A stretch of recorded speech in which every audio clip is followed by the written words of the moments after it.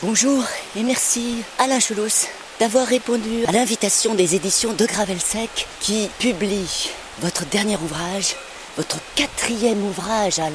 Un livre qui devrait intéresser certains de des lecteurs et de nos auditeurs bien sûr. Et d'autant plus qu'il tranche avec la manière de travailler dont vous avez fait preuve jusqu'à maintenant, n'est-ce pas, Alain? Ma première question sera celle-ci.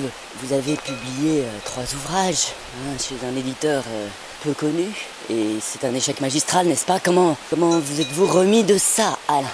Je ne comprends pas très bien l'échec magistral, vous voulez dire quoi? Alain, personne n'est dupe, nous avons accès aux chiffres de vente. Enfin, si on considère qu'aux 3 livres qui sont vendus à moins de 100 exemplaires, et encore, je prends une fourchette large. Est-ce qu'on peut parler de succès? Enfin, vraiment, le public a boudé vos ouvrages. Non. Je pense que vous prenez le problème par le mauvais bout. Si on considère la vente des livres, c'est effectivement, on pourrait arriver à ce genre de conclusion, mais c'est complètement à côté de la plaque. Bon, je vais être clair, je pense que les 3 livres ont dû être tirés, tous compris, peut-être, je sais pas moi, on va dire 70-80 exemplaires. Moi j'en ai acheté à peu près 70, que j'ai essayé de distribuer à des gens. Certains même les ont lus quand même. Bon, effectivement les achats externes n'étaient pas très nombreux. D'accord, mais si on juge un livre au nombre des ventes, mais alors on va encenser des auteurs qui sont des vrais nazes. Non mais si on lit que les prix littéraires, on est dans un univers on est dans la science-fiction, on mélange tout quoi. Écoutez, non, Alain, il faut pas. Quand même là, vous voulez ne pas voir une réalité, c'est qu'on ne vous lit pas, on vous lit peu. Ces 3 ouvrages étaient sûrement intéressants, mais c'était des très grosses enquêtes, il faut le préciser, un travail d'investigation qui a demandé du travail, c'est sûr. Après, quand les critiques, excusez-moi Alain, mais franchement, les gens trouvent ça, c'est trop dense, c'est trop austère, c'est incompréhensible, le style est souvent plat, c'est confus quoi. Enfin bon, donc tous les critiques un petit peu honnêtes, et d'ailleurs ce sont les seuls critiques qui se soient prononcés sur vos livres. Bon, ils ont dit ce qu'ils en pensaient, c'est pas lisible quoi, c'est pas lisible. Les gens auxquels vous faites allusion, d'une part, j'aimerais bien avoir des citations, mais en général on prend des extraits, on prend que la partie négative. En réalité, ce sont des gens les plus hostiles à ce que j'ai fait, ce sont des gens liés à des groupes d'intérêt que j'ai mis en cause dans mes enquêtes, donc on ne peut pas lire ça comme ça. Alain, non, excusez, là on a un petit peu dévié puisqu'il faudrait revenir quand même à votre 4e livre qui lui est très différent. Ce n'est pas la même chose, la cible n'est pas la même, et puis vous êtes changé, vous avez changé. Peut-être, oui. Peut-être. Alain, est-ce qu'on peut, en quelques mots, très vite, dire de quoi il s'agit? Plutôt, j'ai une question à vous poser. Donc là, je disais comment vous êtes remis de vos échecs. Oui. Je voulais dire, en fait, j'ai cru comprendre que vous avez accouché dans la douleur, cet ouvrage. Bon, je veux bien accepter cette formule. En fait, j'ai une passe très dure.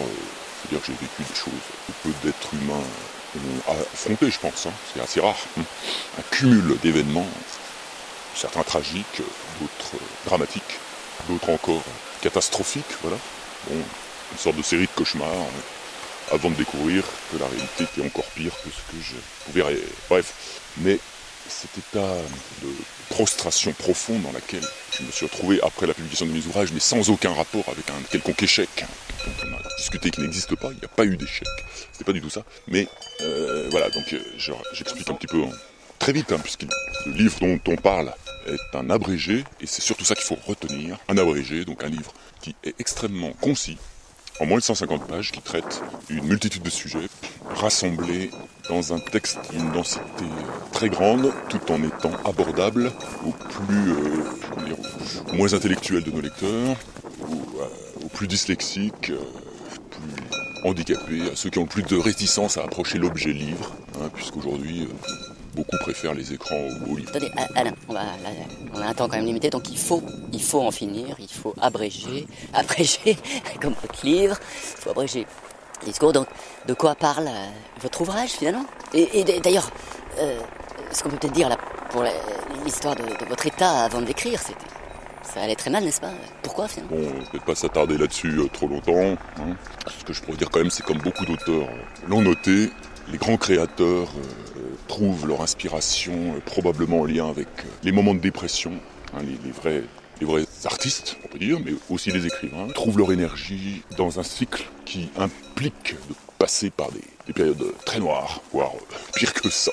Donc je pense que ça fait partie du processus de l'écriture, de la création, etc.